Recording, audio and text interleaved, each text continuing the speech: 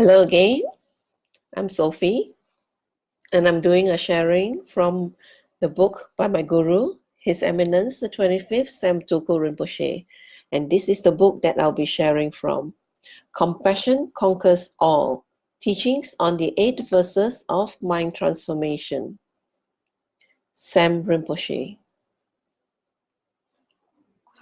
And I'll be reading verse 2 of the 8 Verses of Mind Transformation.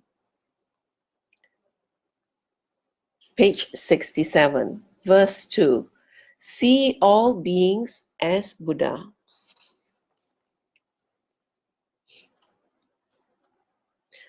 Whenever I associate with anyone, may I view myself as least of all, and from the very depths of my heart, may I cherish others as supreme. If we practice these 8 verses alone, we can gain enlightenment. No joke. Without initiations, without altars, without deities, without anything, if we practice this from our heart, our suffering will stop. If we have problems, we should apologize. We have difficulties, we should make up. If we should see the root of the problem and stop it from our side. And we should see the root of the problem and stop it from our side. Never mind whether the other person stops it or not. That is not your problem. When you die alone. When you go alone. When you make karma alone. Now you may say the purpose of Dharma is to become happy. Happiness here is not defined as happiness for the self alone, though. It is happiness for all sentient beings. So if we do Dharma for happiness, for the self alone, then it disqualifies us as a Mahayana Dharma practitioners. Mahayana or non-Mahayana, we cannot become a Buddha without the qualification of wishing sentient beings metta and love, and wishing them to be free from sufferings. One of the definitions of a Buddha is that he or she has that quality. Therefore, without that quality, whatever labels you like to put, Mahayana or non-Mahayana, we cannot achieve Buddhahood. Dear friends, why run away, avoid, deny? Why not give in to concern and acting for others? Acceptance, patience, and calm abiding. Because that's who we really are. If that's not so, why does Buddha teach us to find that within ourselves? If enlightenment is not within, where might it be? When we go deeper and not only hold others dear, but see them as supreme, it is their inherent enlightenment that we focus on. When the prison bars of pride are broken, the flower of humility can blossom. Our view becomes pure. Due to bad karma, we get wrong views. Due to wrong views, even our spiritual teachers or Buddhas that may appear to us will be perceived as impure. Guru devotion is the training to be able to humble ourselves, to put our ego, put our pride, put our knowledge, put everything down in front of our Guru, whom we visualize as the Buddha. In learning to do that, we are able to apply it to everyone else. It starts from there. Humility is the name of the game. Meditation. What would it be like to perceive every living being as very exalted, worthy of my deepest reverence? How would my body feel? How would my emotions feel?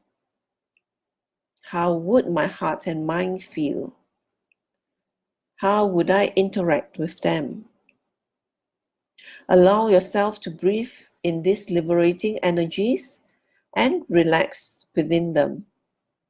Let them become one with you.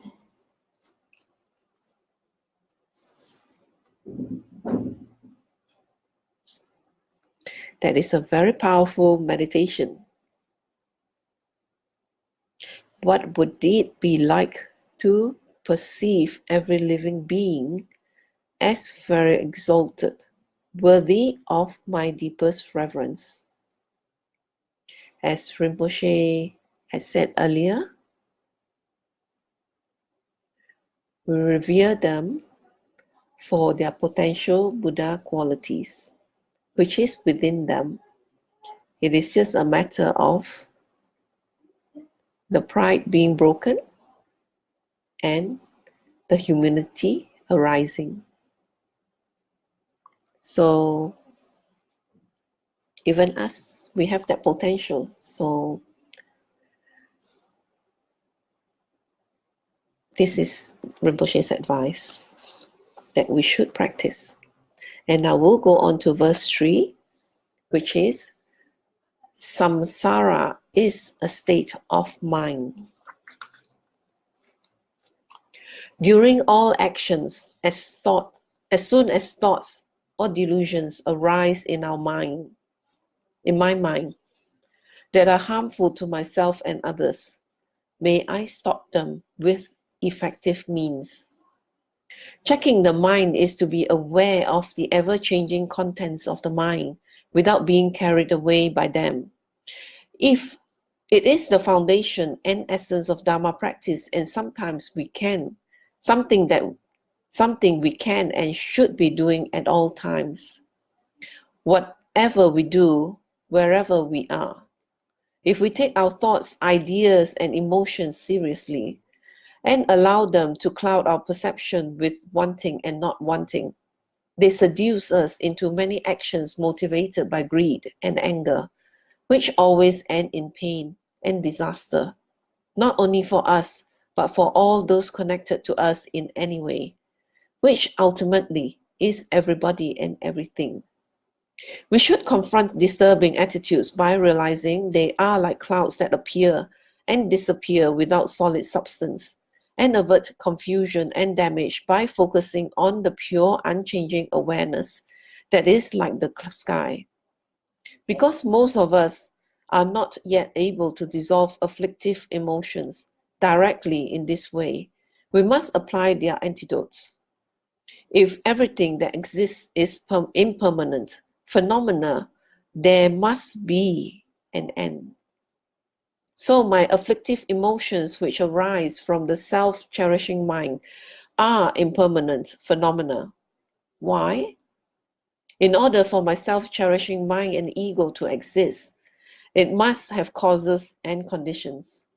So if the causes and conditions are removed, the ego and all the self-cherishing mind can be removed.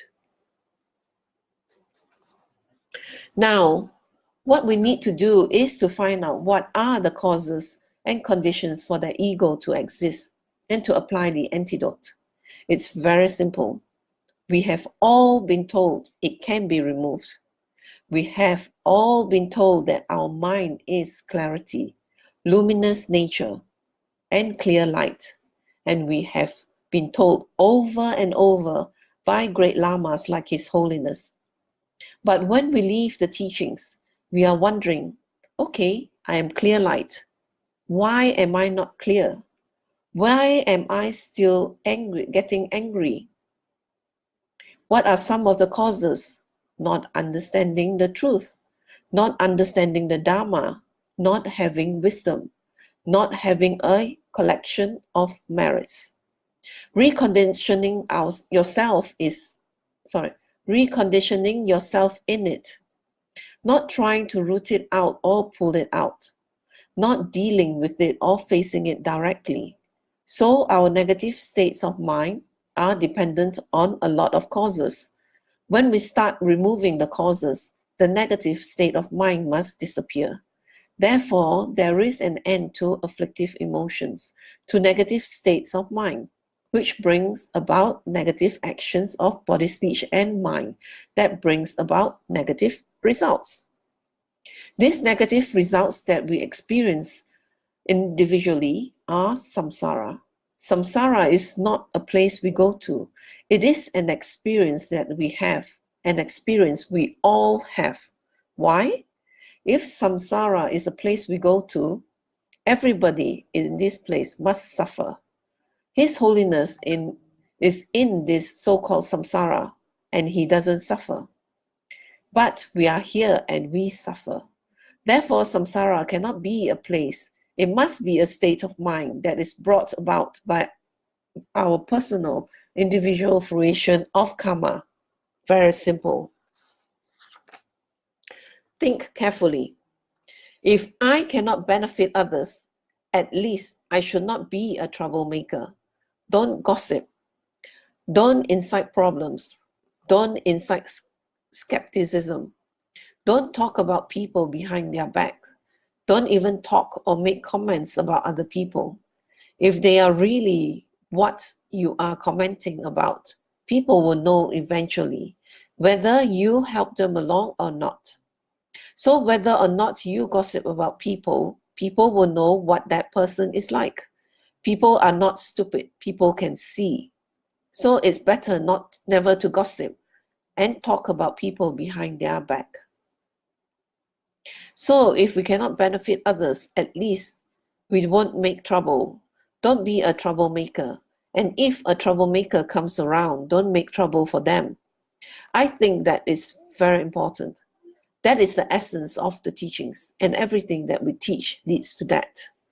Develop penetrating insight into that point.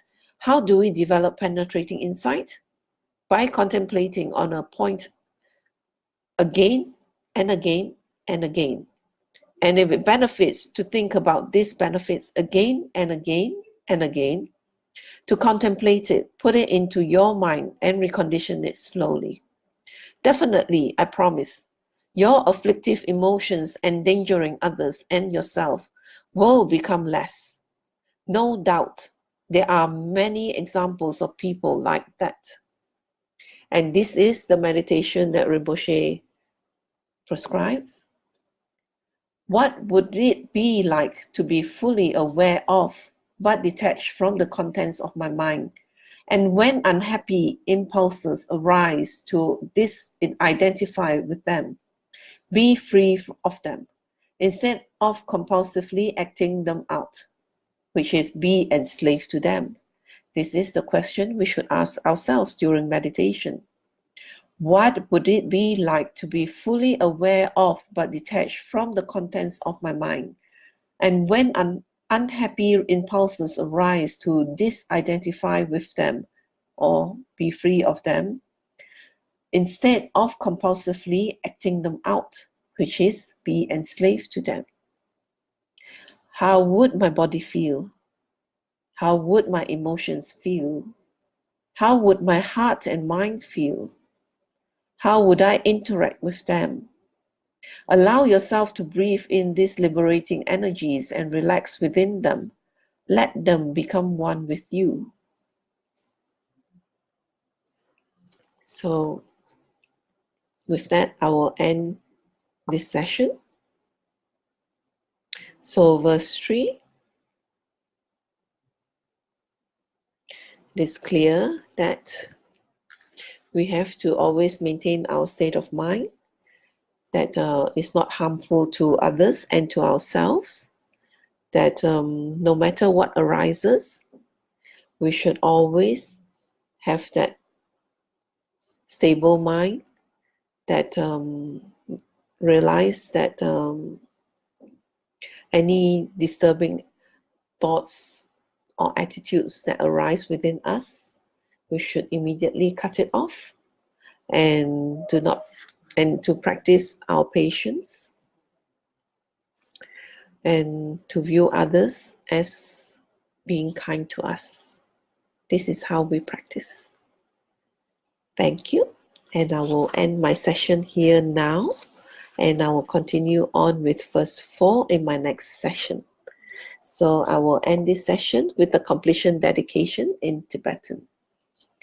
Giang chụp sen cho Rinpoche, ma ke pa nam ke yushi, ke pa nam pa me pa yang, goni gondu pe washu, Tony to wa Rinpoche, ma ke pa nam ke yushi, ke pa nam pa me pa yang, goni gondu pe washu.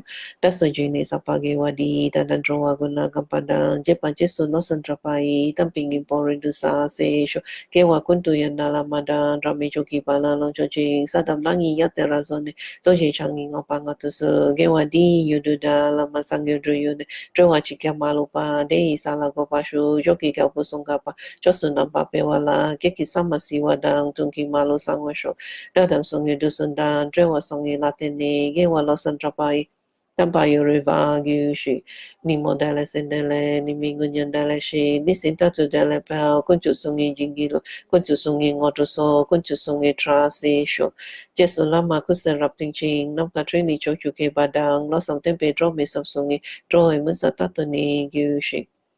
当我绕回口味性咁呢，本能的我马路叫人呢，将人生稳定性嘅属意。Excuse me， 特別是你馬路的叫是，好唔東邊我做馬路吧，你打啦上到數，個人你把弄着南嘅把數學熟等少。Thank you。